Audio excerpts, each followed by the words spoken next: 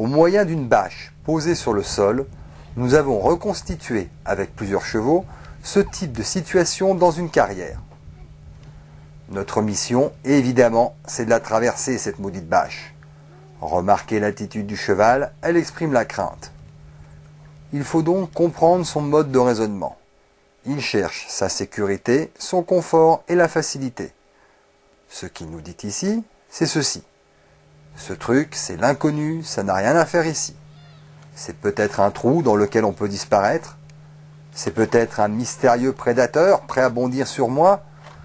Ce n'est donc pas un endroit sûr et il n'y a bien qu'un abruti d'humain pour choisir de passer spécialement à cet endroit quand il est si facile de passer partout ailleurs. On ne va donc surtout pas talonner et cravacher notre cheval parce qu'il se dirait que vraiment, la proximité de cette bâche n'amène que du désagrément.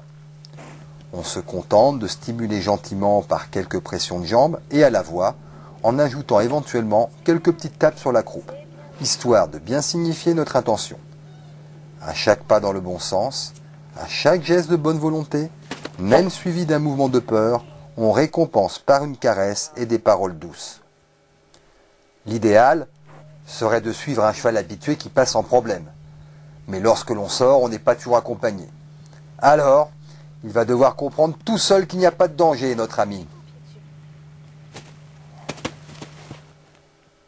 Le cheval peut reculer, ce n'est pas grave. On peut même jouer à le faire avancer et reculer, histoire d'avoir une chance que ce soit lui qui ait envie d'avancer.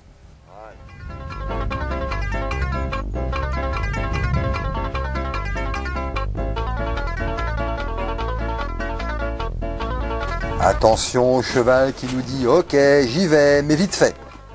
Éviter de s'accrocher aux rênes n'est alors pas toujours facile. Il renifle.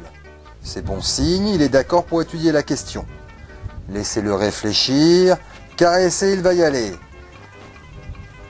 Ça y est, caressez encore.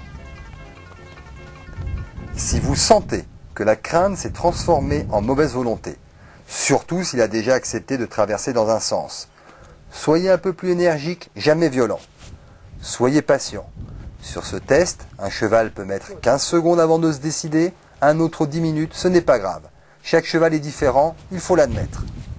Quand il a fini par passer, on récompense, on caresse, mais il va falloir recommencer dans les deux sens, jusqu'à ce qu'il traverse naturellement, rêne longue, sans stimulation.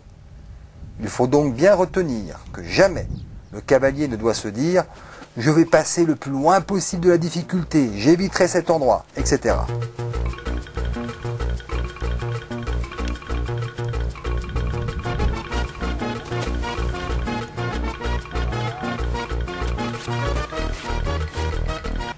Revenons à notre bâche. Notre élève doit accepter de s'arrêter et de reculer dessus. Mais attention à l'imprévu.